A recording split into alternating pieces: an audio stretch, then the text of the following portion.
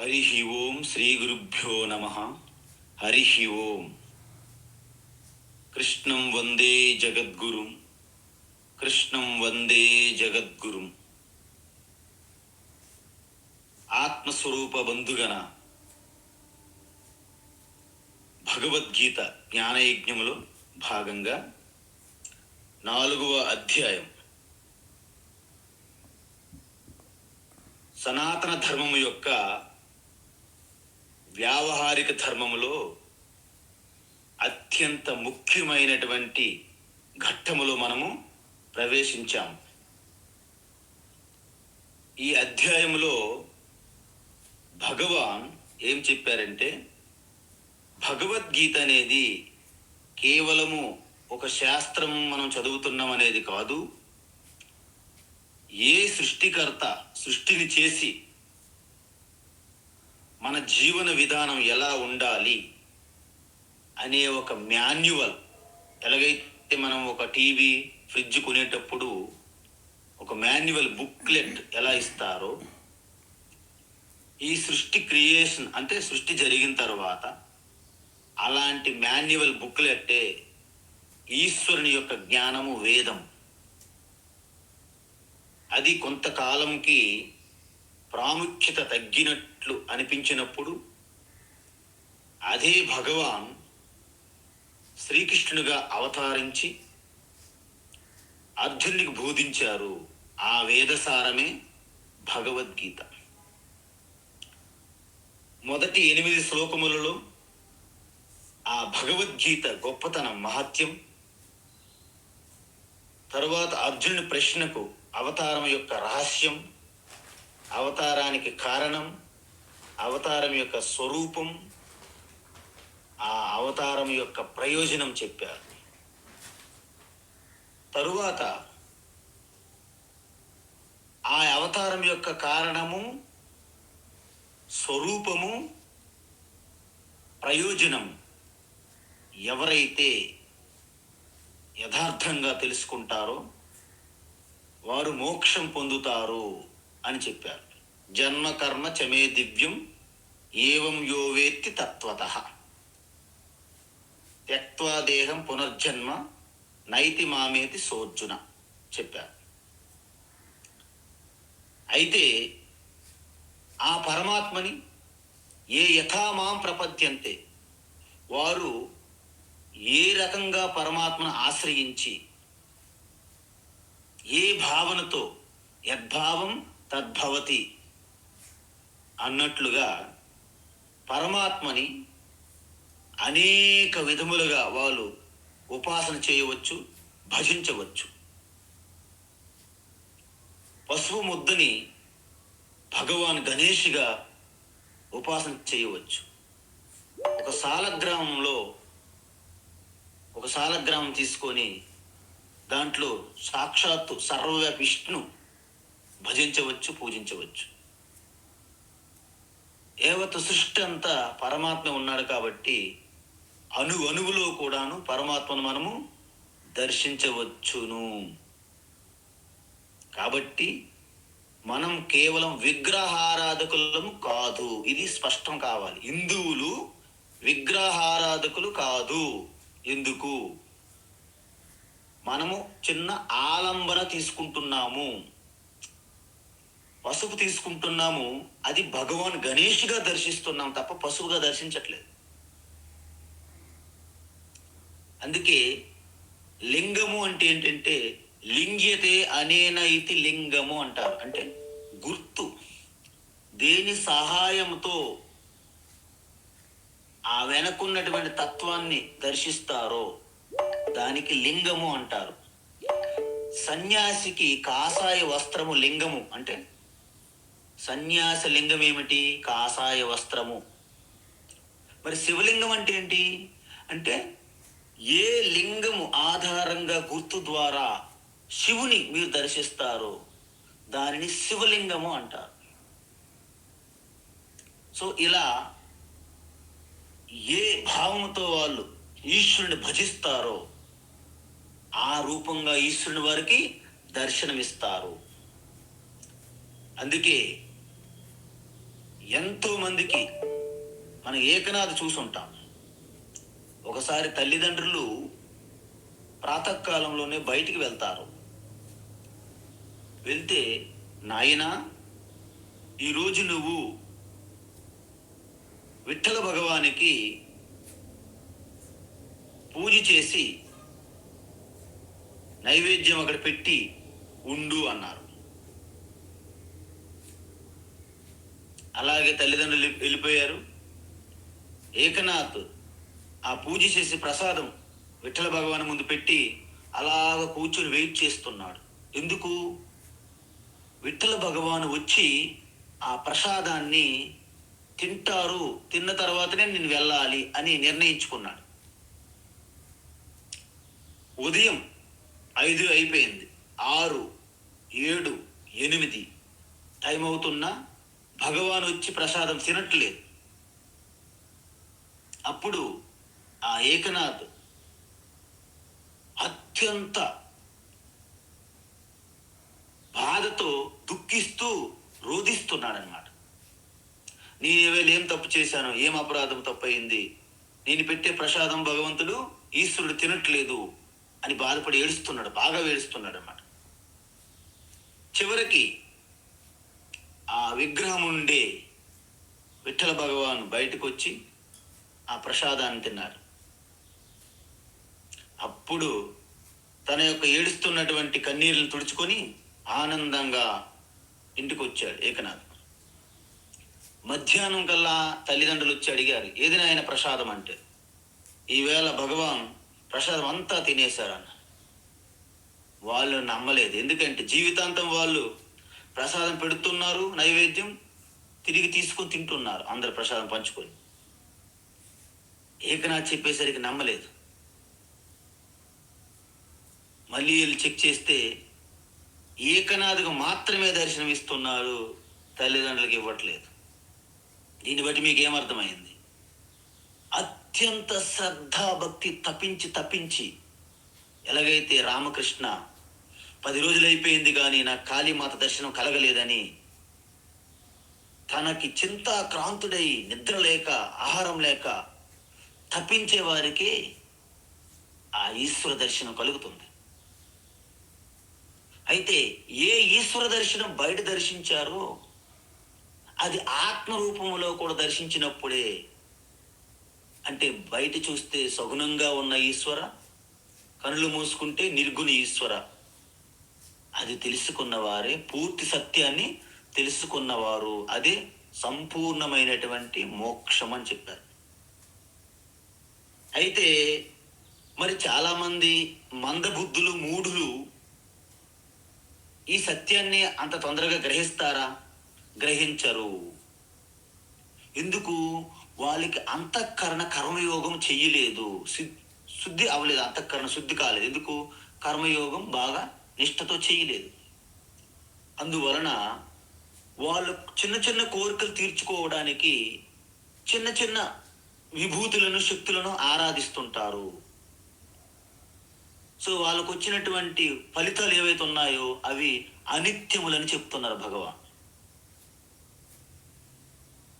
అందువలన ఈ వేదము యొక్క రహస్యం ఏమిటంటే, ప్రతి ఒక్కరి కూడా కోరికలు తీర్చుకోండి, కానీ ధర్మ విరుద్ధంగా ఉండకూడదు, ధర్మబద్ధంగా ఉండాలి. మీ కోరికలు తీర్చుకోండి. కోరికలు తీర్చుకోవడానికి కూడా వేదము యొక్క ప్రణాళిక ఉన్నది అని చెప్తోంది. అందుకే అధిక మొత్తంలో కర్మకాండ అంతా కూడా యజ్ఞాలు, యాగాలతో నిండిపోతుంది. అయితే వాటి ఫలితం అనిత్యమని మెల్లగా తెలుసుకుంటారు. తద్వారా అవి విడిచిపెట్టి స్వార్థంతో చేసిన కర్మల నుండి నిస్వార్థమైనటువంటి కర్మల్లోకి వస్తారు కదా అని వేదమాత భావిస్తుంది. వేదం, ఈశ్వరుడు.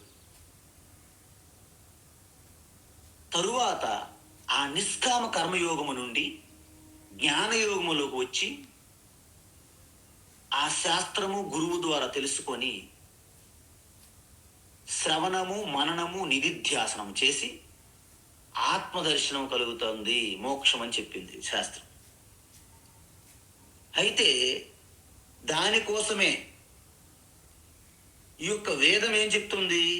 మీరు మెటీరియల్గా మీ యొక్క పేరు ప్రఖ్యాతులకు మీకు కావాల్సిన సంపదలన్నీ కూడా మీకు అందుతాయి, తర్వాత మోక్షం కూడా మీరు పొందుతారని చెప్పింది. అయితే మనందరికీ ఒక డౌట్ వస్తుంది. ఒకటేమో కోరికలు తీర్చుకుందామని చెప్తుంది, మరి అదంతా బంధిస్తుంది, ఆధారపడడం. మరి రెండవది ఏంటి? కోరికలు విడిచిపెట్టాలి, నీకు మోక్షం కావాలి. ఈ రెండు విరుద్ధం కదా. మరి కోరికలు తీర్చుకొని అలాగా కోరికలతో కర్మలు చేయడము, కోరికలు తీర్చుకోవడం అది బంధనం కదా. కోరికలు విడిచిపెడితే మోక్షం కదా. ఇది విరుద్ధం కదా అని మనకు అనిపిస్తుంది. అయితే ఉపనిషత్తు ఏమన్నదంటే, దూరమేతే విపరీతే విసూచి అవిద్యాయాచ విద్యేతి జ్ఞాత. ఇవి రెండు విరుద్ధ మార్గాలే, నాకు ముందే తెలుసు అంటున్నాడు భగవాన్ శ్రీకృష్ణ. కానీ ఒక్క జీవన విధానాన్ని మీరు ప్రారంభిస్తే వాటిపైన మెల్లగా విరక్తి కలిగి రెండో మార్గంలోకి మీరు ఖచ్చితంగా వస్తారు అని చెప్తున్నాడు అన్నమాట. ఒక వ్యక్తి సిగరెట్ కాలుస్తూ రోజుకి 5, 6, 7, 10 అలాగా చైన్ స్మోకర్ అంటారనమాట. అంటే ఆయన వదిలే ఒక ఆ స్మోక్ రింగులు బొంగరాలా తిరుగుతుంది అనమాట, చైన్ లాగా. అలాంటి చైన్ స్మోకర్ ఏ మ్యాగజైన్ చూసినా, ఏ పుస్తకం చదువుతున్నా, స్మోకింగ్ అనేది చాలా డేంజరస్, నీ లంగ్స్ పాడైపోతాయి, నీ ఆరోగ్యం చిదిలిమైపోతుంది అని చెప్తూనే ప్రతి బుక్కులు చదువుతుంటే. కానీ ఆయనకి ఆ సిగరెట్ పొగ తాగడం అనేది పూర్తిగా దానిలో మునిగిపోయాడు అన్నమాట. అయితే లాస్ట్కి చదివి మానేశాను అన్నాడు. ఒకసారి, ఏంటి మానేసావు సుబ్బారావు అన్నారు. అంటే ఆ పుస్తకాలు అలాంటి మ్యాగజైన్స్ చదవడం మానేశాను పూర్తిగా అన్నాడు. సిగరెట్లు తాగడం మానలేదు, అలాంటి పుస్తకాలు చదవడం చూడడం మానేశాడు. ఎందుకంటే ఆయనకి వాటిలో రుచి లేదు, ఎందుకంటే ఆ సిగరెట్ దాంట్లోనే లయమైపోయాడు బాగా. అలాంటి బలంగా కోరిక ఉన్నవారికి వేదము, నువ్వు రా, నీకు ఉపనిషత్తు, బ్రహ్మ విద్య, గీత చెప్తానంటే వారు సిద్ధంగా ఉండరు. కాబట్టి వాళ్ళకి ఏం చేయాలంటే, అమ్మ చిన్నపిల్లలకి ఎలాగైతే ఆ మందు ముందు ఏదో తీపి బెల్లము ఏదో ఆ పై పొర పెట్టి మందు ఎలాగైతే తినిపిస్తుందో, ఆ విధంగా పైన చిన్న షుగర్ కోటింగ్ చెయ్యాలి మన వాళ్ళకి. అలా చేస్తే రా, నీ కోరికలు కూడా తీరుతాయి అని చెప్పాలి. ఓహో, కోరికలు కూడా తీరుతాయా? అప్పుడు మెల్లగా లోపలికి వస్తారు మీలోకి. అందువలన వేదం ఎప్పుడు కూడాను ఈ ప్రాపంచిక విషయాలకు విరుద్ధం కాదు. ప్రాపంచిక విషయాలు తీర్చుకుంటూనే మీరు ఆధ్యాత్మికమైన తపస్సులో వృద్ధి చెంది మోక్ష మార్గములో ప్రయాణించి ముక్తి పొందాలనే ప్రణాళిక వేదం. మరి ఎందుకు అలాగ వేదం చెప్తున్నది? ఎందుకు చెప్తుందంటే, ఎవరు కూడా కర్మ చెయ్యకుండా తప్పించుకునేందుకు వీలు లేదు. వారు బ్రహ్మచారి అవని, గృహస్థులవని, సన్యాసులవని, ఎవరైనా కర్మ నుండి తప్పించుకోవడానికి వీలు లేదు. మనం చూసాం ఇప్పుడే ఇంతకుముందు 3వ అధ్యాయంలో. ఏంటది? నహి కచ్చిత్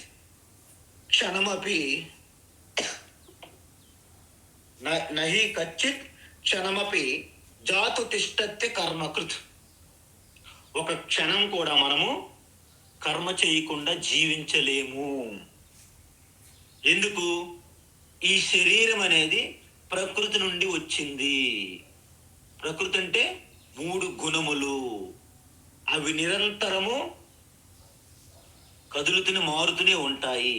కాబట్టి పూర్తిగా కర్మ నుండి ఎవరు తప్పించుకోలేరు. అందువలన వేదం ఏముంటుందంటే నువ్వు మెల్లమెల్లగా కర్మలు చేస్తూ క్రమంగా ఆధ్యాత్మికమైనటువంటి అంతర ప్రయాణం చెయ్యాలి అని చెప్పి ఒక ప్రాజెక్ట్ ఇచ్చింది మనకి. ఏంటి? వర్ణాశ్రమ ధర్మం. అయితే ఈ వర్ణాశ్రమ ధర్మం అంటే ఏమిటి? పూర్తిగా మొదట కర్మయోగంగా చెయ్యాలి. కర్మయోగంలో చెప్పినటువంటి పంచమహాయజ్ఞాలన్నీ మీరు పాటించాలి. ఎందుకు? మీరు గృహస్థగా ఉన్న సన్యాసిగా ఉన్న కర్మ తప్పదు.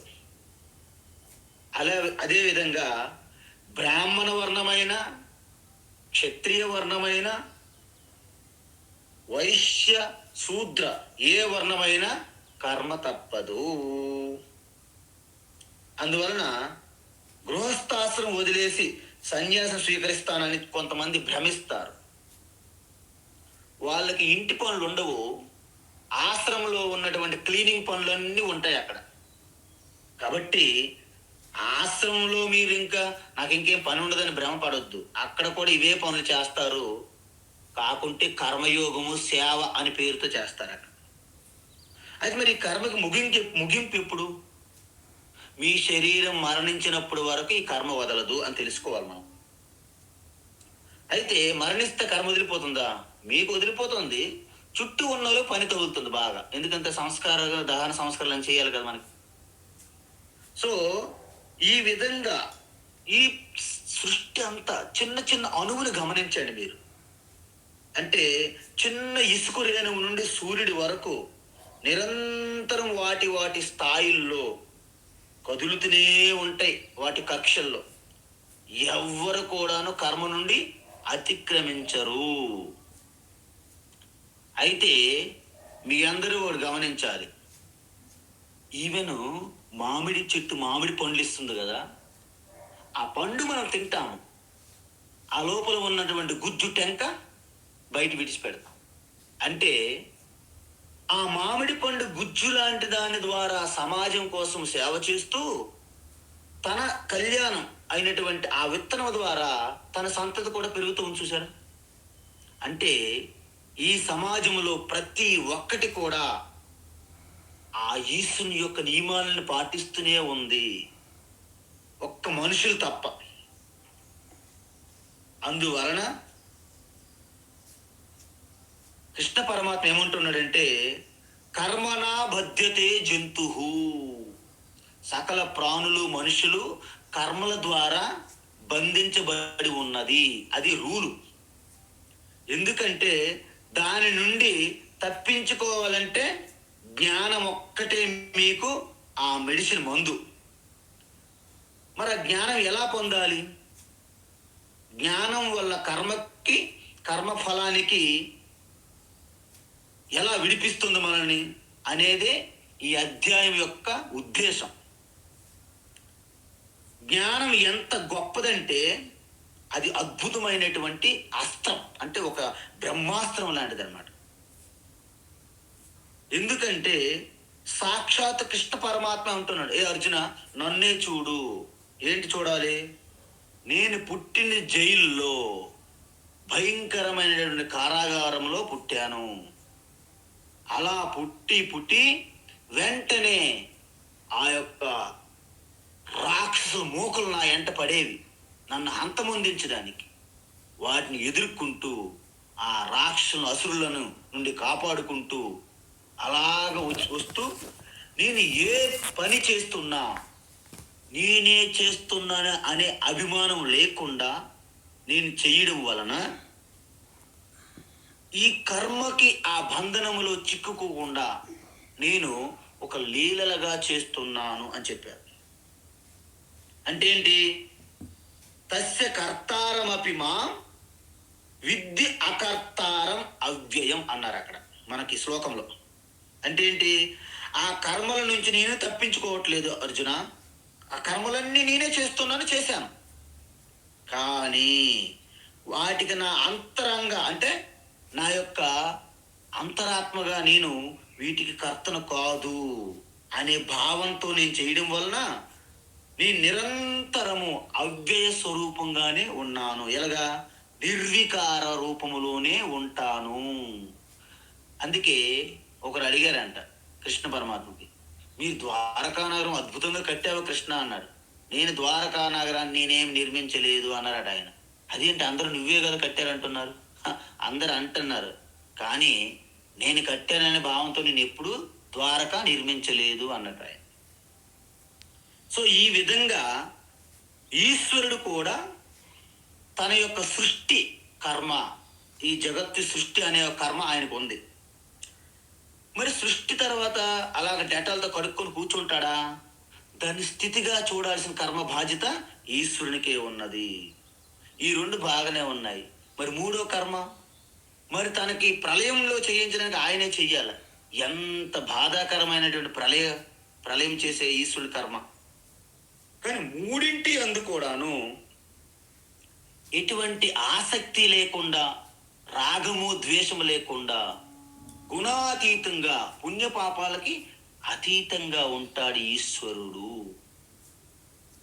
అందువలన మనం ఈ సృష్టిలో వచ్చిన తర్వాత ఈ జగత్తు యొక్క సమతుల్యతను కాపాడి మనము కూడా ఆ ఈశ్వరుడి వలె లీలలు చేసే విధానము, మోక్షం పొందే మార్గము మనకి సాక్షాత్ ఈశ్వరుడే మనకు అందించాడు జ్ఞానం.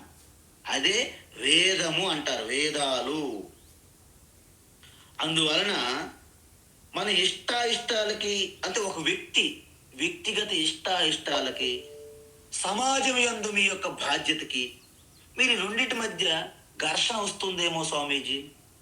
అందువలన ఎటువంటి ఘర్షణ, ఎటువంటి ఇబ్బంది కలగకుండా ఉండేందుకే ఈశ్వరుడు ద్వారా వేదముతో వర్ణాశ్రమ ధర్మం అనేది ప్రవేశపెట్టడం జరిగింది.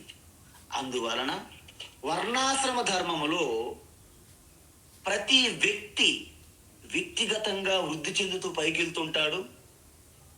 తద్వారా సమాజం అంతటికి కూడాను మేలు జరుగుతుంది. అది వర్ణాశ్రమ ధర్మం యొక్క ముఖ్యమైనటువంటి ప్రయోజనం. అయితే ఇందులో ఫస్ట్ ఆశ్రమ వ్యవస్థ తీసుకుందాం. ఆశ్రమ వ్యవస్థ అంటే ఏంటి? బ్రహ్మచర్యాశ్రమం, గృహస్థ ఆశ్రమం, వానప్రస్థ ఆశ్రమం, సన్యాస ఆశ్రమం అంట. అయితే బ్రహ్మచర్య ఆశ్రమం అనేది మొట్టమొదటిది. అంటే ఏంటి?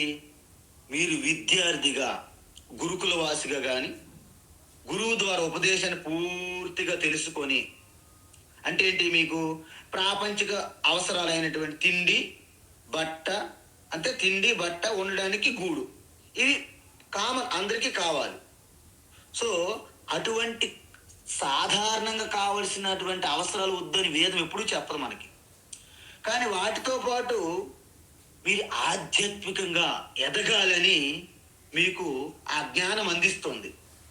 అందువలన మనకి బ్రహ్మచర్య స్టూడెంట్ దశలోనే మనకి 2 ప్రయోజనాలు సిద్ధిస్తున్నాయి. ఒకటి, వ్యావహారిక జ్ఞానంతో పాటు ఆధ్యాత్మిక జ్ఞానం అందిస్తుంది వేదము. అందుకే ధర్మాల మధ్య వివేకము, సత్యం వద ధర్మం చర, మాతృదేవో భవ పితృదేవో భవ ఆచార్య దేవో భవ అతిథి దేవో భవ, ఇవన్నీ బ్రహ్మచర్య స్టూడెంట్ లైఫ్లోనే తెలుసుకుంటారు.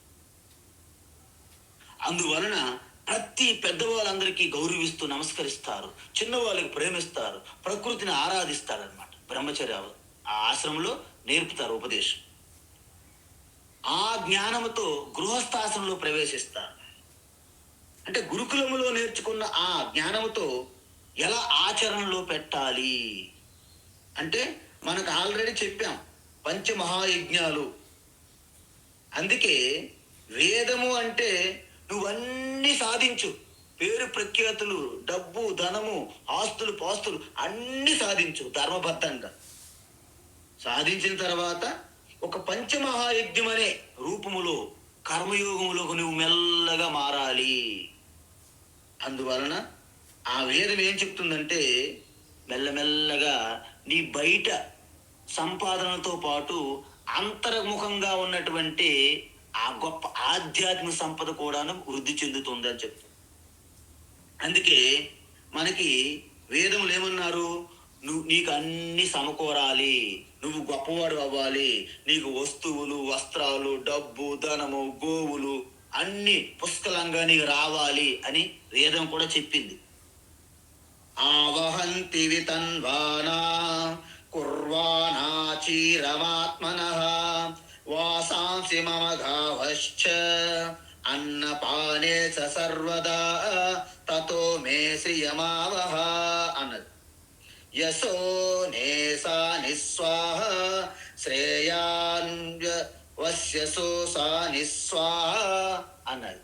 అంటే ఏంటి? వేదం మీకు అత్యంత ఐశ్వర్యవంతమైనటువంటి ధనము మీకు వర్ధిల్లుగాక అని వేదం మీకు మంచి ఆశీర్వచనం ఇచ్చింది. వేదమేమి మీరందరూ కాషాయాలు కట్టుకొని అడవుల్లోనూ నదీ తీరాల్లోనూ భిక్షపాత్ర పట్టుకొని తిరగాలని ఏం చెప్పలేదు. అందరూ కూడాను అన్ని ధర్మబద్ధమైనటువంటి కోరికలు తీర్చుకుంటూ మెల్లగా ఆ కోరికలు లేని దశలోకి వచ్చి ఆ యొక్క అంతఃకరణ శుద్ధితో పవిత్రమైన హృదయంతో జ్ఞానం తెలుసుకొని మోక్షం పొందమని చెప్పింది.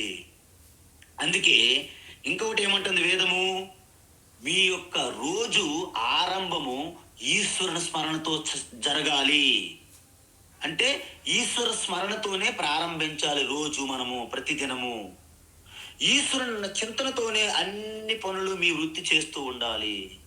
పడుకునేటప్పుడు నడుము వాల్చినప్పుడు కూడా పరమాత్మ అని ఒక స్మరణ చేసి మీరు నిద్రపోవాలి అంటున్నది. ఈ విధంగా ఎవరైతే చేస్తారో, అందుకే సనాతన ధర్మం ఏం చెప్తుంది? తన కోసం కూడాను కార్యక్రమాలు కర్మలు చేస్తే తనకి ప్రయోజనం పొంది సమాజానికి కూడాను లాభం చేకూరుస్తారు గృహస్థు ఆశ్రమము. సర్వే భవంతు సుఖినః సర్వే సంతు నిరామయాః సర్వే భద్రాని పశ్యంతు మా కశ్చిత్ దుఃఖ భాగ్ భవేత్ అని ఆ వేద వాక్ చెప్తుందనమాట. అందరూ సుఖంగా సంతోషంగా ఉండాలి, అందరూ ఆరోగ్యంగా ఉండాలి, ఎవరికి దుఃఖము బాధ కలగకూడదు. చూసారా వేదము యొక్క ప్లాన్ ఎంత బాగుంటుందో.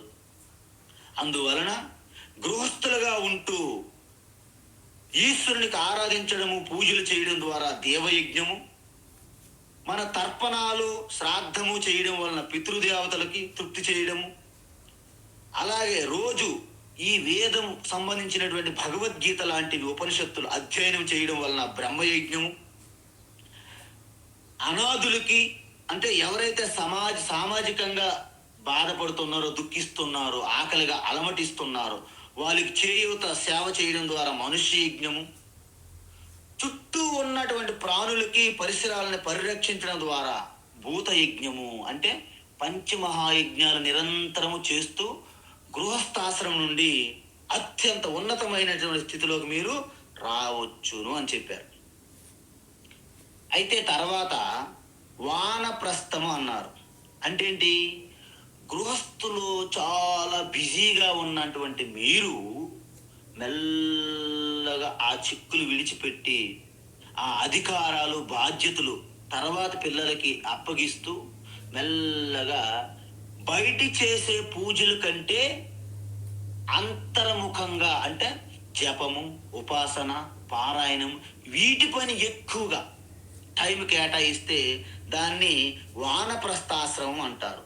అంటే ఆశ్రమంగా మీరు బయటికి ఆశ్రమంకి వెళ్ళవచ్చు, ఇంటిలోనే మీరు అంతర్ముఖంగా కూడా ఉండవచ్చును అని అర్థం. లాస్ట్ చివరిదైనటువంటి సన్యాసాశ్రమం. సన్యాసాశ్రమం అంటే ఏంటి?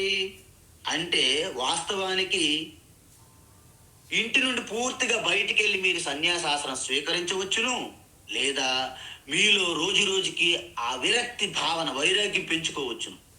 అంటే కుటుంబ సభ్యుల్లో ప్రతి దాంట్లో మన యొక్క ముక్కు దూర్చకూడదు, ప్రతి దాంట్లో మనం దూరిపోవడం, మొట్టమొదటి నుంచి వచ్చినటువంటి అధికారము ఆ యొక్క అలవాటు ప్రకారంగా ప్రతి దాంట్లోనూ కలుగు చేసుకోవడం చేయకూడదు.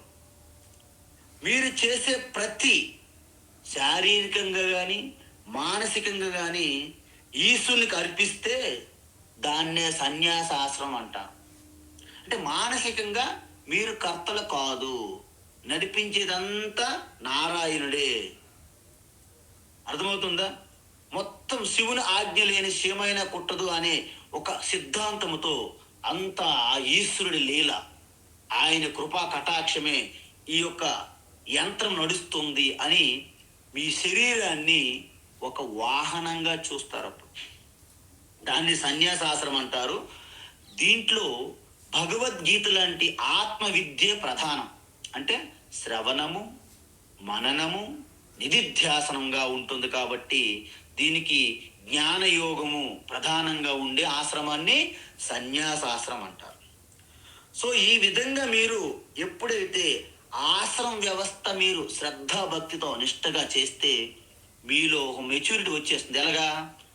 పచ్చిగా ఉన్న కొబ్బరి బొండం నుండి బాగా పండిపోయిన కొబ్బరికాయలే తయారవుతారు. అప్పుడే ఉన్నటువంటి పాలు నుండి నెయ్యిగా మారుతారు. మీలో పరివర్తన ఇలా మారడం వలన మీలో మెచ్యూరిటీ, అంతఃకరణ శుద్ధి ఉండి వివేక జ్ఞానం ప్రకాశిస్తుంది ఈ ఆశ్రమ వ్యవస్థ ఇలా పాటిస్తే. అయితే ఇది ఒక రకమైనటువంటి భాగం. ఇది వ్యక్తిగతంగా ఎక్కువగా ఆధారపడి ఉన్నది. ఇప్పుడు నేను చెప్పిన 4: బ్రహ్మచర్యము, గృహస్థ, వానప్రస్థ, సన్యాసి. మరి సమాజం దృష్టిలో మనం ఎలా మనము ఉద్ధరించుకొని సమాజానికి ఎలాగా సహాయం చేయాలి? దానిని వర్ణ వ్యవస్థ అంటారు. వర్ణ వ్యవస్థ. అందుకే శ్లోకములో చాతుర్వర్ణ్యం మయా సృష్టం అని చెప్పారు భగవాన్ శ్రీకృష్ణ. ఎలా 4 వర్ణాలు విభజించారు? గుణకర్మ విభాగశ అన్నారు. అంటే గుణం ఆధారంగా, వారు చేసే కర్మ ఆధారంగా 4 రకాల వర్ణములుగా వేదమే విభజించినది. మీరందరూ శ్రీకృష్ణ పని పాట లేకుండా ఈయనెవరు విడదీయడానికి? సమాజాన్ని 4 రకాలుగా ఆయనని విడదీశాడు 4 వర్ణాలుగా అని అనుకోవచ్చు. ఇది వేదములో ఉన్నది. ఆయన ఒక గురువుగా వచ్చి మనకు మరింత స్పష్టత ఇస్తున్నారు ఆయన పాపం. అయితే ఈ 4 వర్ణములు ఏమిటి? బ్రాహ్మణ వర్ణము, క్షత్రియ వర్ణము, వైశ్య వర్ణము, శూద్ర వర్ణము. అయితే ఇక్కడ గుణము కర్మ ఆధారంగా జరిగింది అని చెప్పారు కృష్ణ పరమాత్మ. మన 3వది ఒకటి ఇక్కడ ప్రస్తావించలేదు, అది కూడా మనము కలుపుకోవాలి. ఏంటది? జాతి ఆధారంగా, అంటే జన్మ ఆధారంగా కూడా. అంటే ఇప్పుడు ఎన్నైనాయి? 3. జన్మ ఆధారంగా, కర్మ ఆధారంగా, గుణము ఆధారంగా 4 వర్ణములుగా మొత్తం మానవాళండి. భారతదేశము హిందువులు కాదండి, ఇది మొత్తం సమస్త మానవాళి 4 వర్ణములుగా విభజించబడినది. అక్కడ పేర్లు మారిపోతాయి. Higher class, lower class, middle class, HIG, MiG, LIG, ఈ పేర్లు ఉంటాయి ఎక్కడైనా సరే. Officers colony, engineer colony, labours colony, ఇవన్నీ ఉంటాయండి. కానీ పేర్లు మారినంత మాత్రమన మీరు తోయమన్నా, నీరన్నా, జలమన్నా, వాటర్ అన్నా, పానీ అన్నా అన్ని మీరు ఏ పేర్లు పిలిచినా నీరే. అదేవిధంగా వర్ణ వ్యవస్థ యావత్ మానవాళికి సంబంధించినది అనమాట ఈ విభజన. అయితే ముందుగా మనము గుణం ఆధారంగా వర్ణ వ్యవస్థ ఎలా విభజించబడినది, అందుకోసమే నిన్న మీకు ఒక చిన్న చార్ట్ పెట్టాను మన గ్రూప్లో. అది నేను ఇప్పుడు చెప్తే మీకు స్పష్టత వస్తుందని నా భావన. అయితే స్వభావాన్ని బట్టి మనిషిని 3 రకాలుగా ఉంటారు. ఎందుకు? ఆ ప్రకృతిలో ఉన్నటువంటి మాయ త్రిగుణాత్మకం. అంటే సత్వగుణము, రజోగుణము, తమోగుణము, ఈ 3 గుణాలు ఉంటాయి. ఈ 3 గుణాలు బట్టి ఏది ప్రధానంగా ఉన్నది, ఏది తక్కువగా ఉన్నది, వీటి ఆధారంగానే మనిషి యొక్క ప్రభావము బయటికి తెలుస్తుంది. అంటే ఆయన యొక్క గుణాలు బట్టి ఆయన ప్రవృత్తి బయటికి తెలుస్తున్నది. మరి ఈ గుణాల పైన మీకు పూర్తిగా వివరణ 14వ అధ్యాయం కేటాయించారు భగవాన్ శ్రీకృష్ణ. గుణత్రయ విభాగం అని 14వ అధ్యాయం అంతా ఈ 3 గుణాలతోనే ఉంది. 3 గుణాల ద్వారా ఎలా ఉంటారు, ఈ 3 గుణాల నుండి ఏమి నేర్చుకోవాలి, ఈ 3 గుణాల నుండి అతీతంగా వెళ్ళిన వారికే మోక్షం అని చెప్పారు. గుణాతీతుడు అంటారు అక్కడ. అయితే ప్రస్తుతానికి ఇక్కడ మనం కావాల్సింది ఏంటంటే, ఎవరైతే సత్వగుణం ఉంటుందో వాళ్ళు బుద్ధి చాలా కుశలత్వంగా ఉంటారు, వివేకంగా ఉంటారు. వారిలో ఉన్నటువంటి జ్ఞానం తెలుసుకోవాలని ఆ తత్పరత, తపన కలుగుతుంది. స్పష్టమైనటువంటి ఒక చురుకుగా ఉండి ఆ యొక్క జ్ఞానం ప్రకాశించే విధంగా ఉంటారు వాళ్ళలో సత్వగుణం అధికంగా ఉన్నది అని అర్థం. ఇంకొందరు హుషారుగా అయితే ఉంటారు, ఏదో ఒకటి చేస్తూనే ఉంటారు, కింద మీద పడుతూ అవి తీయడము, ఇది పెట్టడము, అక్కడ తీయడము అని, అంటే పని చేస్తూ హుషారుగా కనిపిస్తుంటారు అన్నమాట. దాన్ని రజోగుణ తత్వము అంటారు. ఇంకొకరు ఏంటంటే,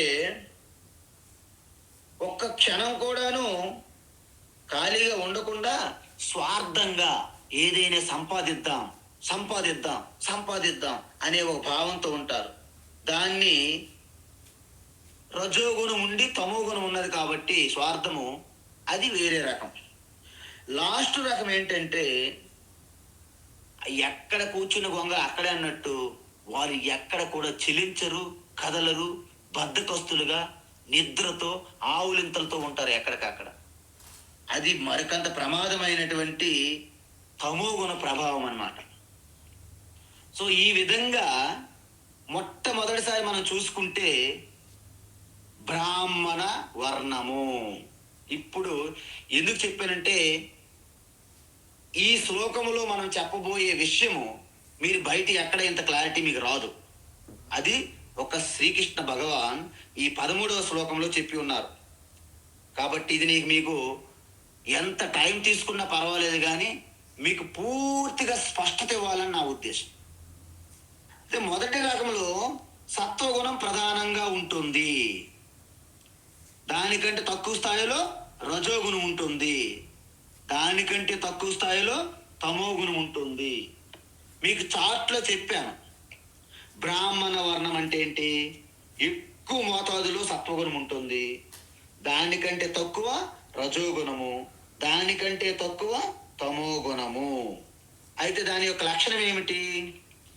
అటువంటి వ్యక్తిని గుణ బ్రాహ్మణ వర్ణము అంటారు. గుణంగా బ్రాహ్మణ వర్ణము విభజించబడినది. అంటే ఏంటి? చాలా హుషారుగా ఉండి, అంటే మామూలుగా, అంటే జ్ఞానం తెలుసుకోవాలనే ఒక అలర్ట్గా ఉంటాడు. ఆయనలో ఎటువంటి గుణాలు ఉంటాయంటే, మళ్ళీ 18 అధ్యాయులు చెప్పారు. ఏంటి ఆ గుణాలు? శమోదమస్తపశౌచం శాంతిరార్జవమేవ చ జ్ఞానం విజ్ఞానమాస్తిక్యం బ్రహ్మ, అంటే బ్రాహ్మణ అంట. అంటే వాళ్ళు ఏముంటాయి? శమ అంటే ఇంద్రియ నిగ్రహము, మనో నిగ్రహం కలిగి అత్యంత శుభ్రత పాటిస్తూ ఉన్నది ఉన్నట్టుగా యథాతథంగా ఉంటారు, ఆర్జవంగా రుజువుగా ఉంటారు. జ్ఞానము విజ్ఞానము, ఇవి చదవడము బోధించడము, ఇటి మీదే దృష్టి ఉంటుంది అనమాట. సో వారికి సత్వగుణము అధికంగా ఉన్నది, రజోగుణము కొంచెం తక్కువ, తమో గుణము ఇంకా తక్కువ. కాబట్టి వారిని ఏమంటారు? గుణ బ్రాహ్మణులు అంటారు. ఏమంటారు? గుణ బ్రాహ్మణులు. మరి రెండో రకం అయితే వాళ్ళకేంటి? సత్వగుణము తక్కువ కానీ రజోగుణం ఎక్కువ. రజోగుణం ఎక్కువ, దానికంటే కొంచెం తక్కువ సత్వగుణము, మరి చాలా తక్కువ తమో గుణము. అందువలన రజోగుణం ఎక్కువగా ఉండడం వలన చాలా ఎక్కువగా యాక్టివ్గా ఉంటారు సమాజంలో పనిచేస్తూ. అందువలన వాళ్ళు హుషారుగా ఉండి బహిర్ముఖంగా ఎక్కువ ఉంటాడు. సత్వగుణం ఎక్కువ ఉన్న వాళ్ళకి అంతర్ముఖంగా ఉంటారు. బహిర్ముఖంగా ఉండాలంటే రజోగుణం తోడు కావాలి. ఈ రజోగుణం ఎక్కువ ఉండడం వలన కర్మలు ఎక్కువ చేస్తారు, కానీ నిస్వార్థంగా చేస్తారు. అందువలన ఆయనేంటి దాన ధర్మములు అంటే ఎలా ఉంటాడో ఎక్కువగా దాన ధర్మాలు చేస్తూ శౌర్యము, తేజస్సు, ధృతి, దాక్ష్యము అంటే యుద్ధములు ఎప్పుడు వెన్ను చూపరు అంటారు. అంటే చూడండి, మనకి ఈ యొక్క సోల్జర్స్, పోలీస్ డిపార్ట్మెంటు వీళ్ళందరూ కూడాను వాళ్ళ గుణం ఏంటంటే రజోగుణ ప్రభావము, తరువాతది సత్వగుణము, అన్నిటికంటే తక్కువ తమో గుణము. సో వాళ్ళని ఏమంటారు? గుణ క్షత్రియులు అంటారు. మరి మూడో రకం ఏంటంటే రజోగుణం అధికంగా ఉంటుంది, దానికంటే కొంచెం తక్కువ తమో గుణము, సత్వగుణం అంటే మరీ తక్కువ. సో వారిని వైశ్య అంటే గుణ వైశ్యులు అంటారు. అంటే ఏంటి? బహిర్ముఖం ఉంటూ స్వార్థంగా చేస్తే గుణ వైశ్యులు, బహిర్ముఖంగా ఉంటూ నిస్వార్థంగా చేస్తుంటే క్షత్రియ గుణ అంటే గుణక్షత్రియులు అంటారు. మూడవది ఏంటంటే వారికి పాపం తమో గుణం అధికం, దానికంటే కొంచెం తక్కువ రజోగుణం. మరి సత్వగుణము చాలా చాలా ఉన్నదా లేదా అన్నట్టు ఉంటారు అనమాట. సో వాళ్ళని గుణ శూద్రులు అంటారు. ఏమంటారు? గుణ శూద్రులు అంటే ఎప్పుడు బద్ధకంగా, అలసత్వంగా, నిద్రమత్తులు ఉంటారన్నమాట. ఎందుకు? అధిక మోతాదులో తమో గుణం ఆవరించి ఉన్నది. సో ఈ విధంగా మనం ఏం చూసాము? గుణాల ఆధారంగా వర్ణ వ్యవస్థ మనం చూసాము. మొట్టమొదటిది మనకేంటి? సత్వగుణం అధికంగా ఉంటుంది, దానికంటే తక్కువగా రజోగుణము, అన్నిటికంటే తక్కువ తమో గుణము. దానిని గుణ బ్రాహ్మణులు అంటారు. మరొకసారి చూసుకోండి. రెండవది రజోగుణం అధికము, దానికంటే తక్కువ బ్యాక్గ్రౌండ్లో సత్వగుణము, అన్నిటికంటే తక్కువ తమో గుణము. మూడో చూసుకుంటే అధికంగా రజోగుణము, దానికంటే కొంచెం తక్కువ తమో గుణము, అన్నిటికంటే తక్కువ సత్వగుణము. 4 గుణశూద్రులు చూసుకుంటే అధికంగా తమో గుణము, దానికంటే తక్కువ రజోగుణము, అన్నిటికంటే చాలా తక్కువగా సత్వగుణం ఉంటుంది. ఈ విధంగా మనము గుణం ప్రకారంగా 4 వర్ణాలు మనము చూసాం. అయితే ఇప్పుడు కర్మ ప్రకారంగా చూడాలి. కర్మ ప్రకారంగా వీళ్ళని అంటే ఏంటి?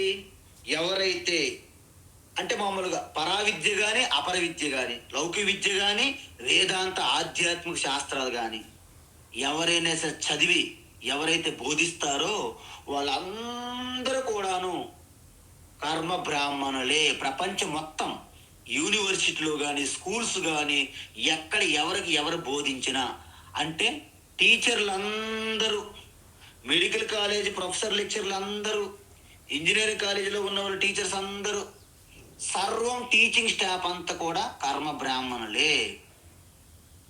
మరి రెండవది ఏంటంటే ఎవరైతే మిలిటరీ, డిఫెన్సు, ఎవరైతే రాజకీయ వ్యవస్థ, పరిపాలన, రక్షణ ఇవన్నీ ఎవరైతే చూస్తున్నారో వాళ్ళందరూ కూడాను కర్మక్షత్రియులు. ఇక్కడ చూడండి, ఇక్కడ జాతి గుణంతో సంబంధం లేదండి, కర్మ ప్రకారం చెప్తున్నారు. ఇక్కడ ఎవరెవరైతే రాజకీయ రంగంలోను, ఎవరైతే డిఫెన్స్, పోలీసు ఇవన్నిట్లో ఉన్నారో వాళ్ళు కర్మ ప్రకారంగా క్షత్రియులే. మరి మూడవ రకం ఏంటి? ఎవరైతే ఎటువంటి వ్యాపారం, బిజినెస్ చేస్తున్నా, ఎవరైనా అవ్వచ్చు, వాళ్ళు ఎటువంటి కుటుంబం నుంచి రాని, వాళ్ళు ఎటువంటి గుణాలు ఉండి, వాళ్ళు వ్యాపార రంగంలో ఉన్న వారందరూ కూడాను కర్మ వైశ్యులే. మరి నాలుగోది ఏంటి? వాళ్ళు సొంతంగా ఎటువంటి వ్యాపారాలు, వ్యవస్థలు నడపరు, ఎవరికైనా సరే హెల్ప్ చేస్తూ సర్వెంట్లుగానే ఉంటారనమాట, లేబర్ క్లాస్. వాళ్ళందరూ కూడాను కర్మశూద్రులే అంటారన్నమాట. అయితే మనం ఒక విషయం గమనించవచ్చు. ఏంటి విషయము? కర్మ బ్రాహ్మణుడు గుణ బ్రాహ్మణుడు కావచ్చును. అంటే మీరు టీచింగ్ చేస్తున్నారు, బోధిస్తున్నారు భగవద్గీత, మీ గుణము కూడా సత్వగుణముతో మీరు వృద్ధి చెంది బాగా ఇంద్రియ మనోనిగ్రహములతో తపస్సు చేస్తూ అలా ఉన్నారనుకోండి, మీరు గుణంతో కూడా మీరు బ్రాహ్మణులే, మీ కర్మ కూడా బ్రాహ్మణుడే అవ్వచ్చు. కానీ కర్మ బ్రాహ్మణుడు ఉన్నాడు కదా, గుణ బ్రాహ్మణుడు అవ్వాలని రూల్ లేదు. ఎందుకు?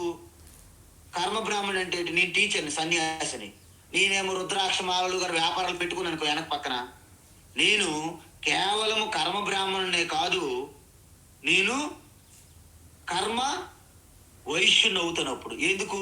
నా కర్మ ఏంటి అక్కడ? నేను టీచింగ్. కానీ నా గుణం ఏంటి? నేనేమో శాస్త్రం చదువుకోవాలి, కానీ వ్యాపారం కూడా చేస్తున్నా నేను, రుద్రాక్షల వ్యాపారం. ఆ వ్యాపారం ఎవరిది? గుణము అది వైశ్యులది. అందువలన ఒక వ్యక్తి వేదాలు బోధించవచ్చు కర్మ ప్రకారంగా, కర్మ బ్రాహ్మణుడు.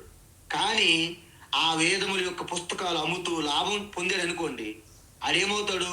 గుణ వైశ్యుడు అవుతాడు. రుద్రాక్షమాలలు పుస్తకాలు అమ్మాడు అనుకోండి, ఆడు గుణ వైశ్యుడు అవుతాడు అనమాట. అందువలన ఒకే వ్యక్తి కర్మ బ్రాహ్మణుడుగా ఉండొచ్చు, గుణ బ్రాహ్మణుడుగా ఉండొచ్చు, ఉండకపోవచ్చు కూడా. అంటే మీకేమర్థమైంది? కర్మ ఒకటి, గుణం ఒకటి వేరువేరుగా కూడా ఉండవచ్చును. ఇప్పుడు మీకు అర్థమైంది కదా. గుణాల వలన మీ గుణము సత్వగుణం ప్రధానమైతే మీరు బ్రాహ్మణులు, మీరు టీచింగ్లు కూడా చేస్తారు. రజోగుణం ప్రధానంగా ఉంటే, వెనక సత్వగుణం ఉంటే వాళ్ళు క్షత్రియ గుణము. రజోగుణం ప్రధానంగా ఉండి తమోగుణం వెనక ఉంటే వైశ్యులు. తమోగుణం ప్రధానంగా ఉండి దాని వెనక రజోగుణం ప్రధానం లేకుండా తమోగుణం ఉండి రజోగుణంతో ఉంటే శూద్రులు అంటారు. సో ఈ విధంగా మీకు చార్ట్ పెడతాను, ఒకసారి మీరు గమనించాలి. ఇప్పుడు మూడవది ఒకటి ఉన్నది. ఏంటి? జాతి ప్రకారంగా. అంటే పుట్టుకతో కూడా మీకు వర్ణ వ్యవస్థ అనేది చెప్పవచ్చును. ఎందుకు? ఎవరైతే దీర్ఘకాలంగా ఆ బ్రాహ్మణ కర్మ, ఎవరైతే శాస్త్రాలు చదివి బోధిస్తూ ఉన్నారో, అలాంటి కర్మ చేస్తూ ఆ బ్రాహ్మణ వర్ణంగా ఉన్న వారికి పుట్టే సంతానము పుట్టిన వెంటనే బ్రాహ్మణ వర్ణంగా పిలువబడతారు. అయితే ఈ పుట్టుక వలన మీకు కేవలము ఒక తల్లిదండ్రుల నుంచి వచ్చినటువంటి వృత్తులను మీరు పాటించగలుగుతారు. ఎందుకు? పుట్టుక వల్ల ఏర్పడిన విభాగము ఈ పుట్టుకకే జాతి లేదా జన్మ అంటారనమాట. అందువల్ల బ్రాహ్మణ పుట్టిన వ్యక్తికి జాతి బ్రాహ్మణుడు అవుతాడు. క్షత్రియులు పుట్టిన వాళ్ళు జాతి క్షత్రియ, అలాగే వైశ్యులు జాతి వైశ్యులు, అలాగే శూద్రులు జాతి శూద్రులు అవుతారు. ఇప్పుడు మీకు అర్థమైంది కదా. ఈ 4 పుట్టుకతో కూడా అవ్వచ్చును. ఇంకొకటి ఏంటి? గుణము ద్వారా కూడాను అవ్వచ్చును. ఇంకొకటి ఏంటి? కర్మ ద్వారా కూడా మీరు 4 వర్ణములుగా ఉండవచ్చును అన్నారు. అయితే ఇక్కడ ఒక గొప్ప విషయం ఏమిటంటే, మరి ఈ 3 ద్వారా ఏది గొప్పది? కర్మ ద్వారా వర్ణ వ్యవస్థకి గౌరవించాలా బాగా? మరి జాతి ద్వారా వర్ణ వ్యవస్థ గొప్పదా? గుణము ద్వారా వర్ణ వ్యవస్థ గొప్పదా? అంటే ఇక్కడ ఏమంటున్నారంటే, సాక్షాత్తు 4 వర్ణములు కూడా భగవంతుని యొక్క అంగములుగా ఉన్నాయి. అంటే మనలో కూడా 4 భాగములు ఉన్నాయి. సాక్షాత్తు విరాటుడైనటువంటి విశ్వరూపములు కూడా 4 భాగములు ఉన్నాయి. దానినే పురుష సూక్తములు ఇలా చెప్పారు. బ్రాహ్మణో ఓస్యముఖమాసీత్ బాహురాజన్య కృతః ఊరు తదస్యద్వైశ్యః పద్భ్యాగం శూద్రో అజాయత చంద్రమా మనసో జాతః చక్షో సూర్యో అజాయత అన్నారు. అంటే ఈశ్వరుని యొక్క ఈ ముఖ భాగము అంటే ఏంటి? నోరుతో మాట్లాడుతుందా లేదా? అంటే దానికి బ్రాహ్మణునిగా కల్పన చేశారు. మరి బాహుబలం ఉంటే రక్షించాలి కదా, దానికి క్షత్రియులుగా రూపకల్పన చూశారు.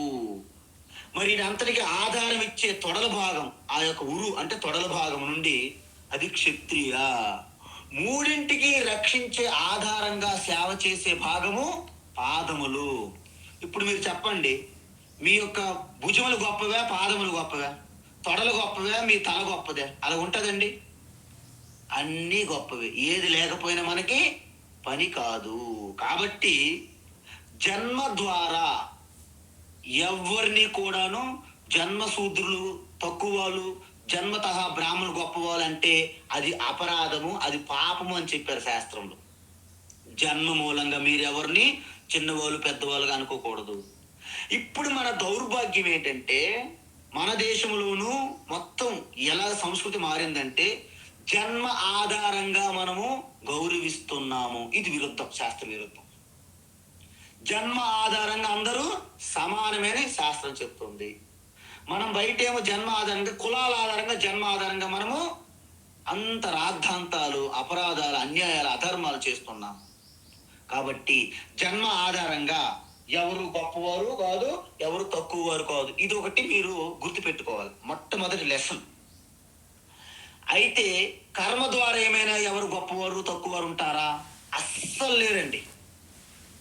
ఎందుకంటే మనకి వాష్రూములు శుభ్రపరిచే వాళ్ళు, పారిశుద్ధ కార్మికులు తక్కువవారు, టెంపుల్లోనూ వేదములు బోధిస్తూ అర్చన చేసే పురోహితుడు గొప్పవారు అని మన భ్రమ. ఎందుకంటే మన కార్యక్రమాలు, భోజనం చేస్తున్న నోరు గొప్పదా, మరి మలమూత్రాలు విసర్జిస్తున్నటువంటి ఆ ఇంద్రియములు నీచమైనవా? అలా ఉండదండి. ఒక్కసారి ఆగిపోతే మనకు తెలుస్తుంది మన బాధ ఏంటో. సిస్టమ్ అంతా ఆగిపోతుంది. మన వెంటిలేటర్లు పెడతారు మనకి, ఐసీయూలో. అంటే కర్మ ద్వారా ఒకటి గొప్ప పని, ఇంకొకటి చెడు పని అంటూ ఉండదండి.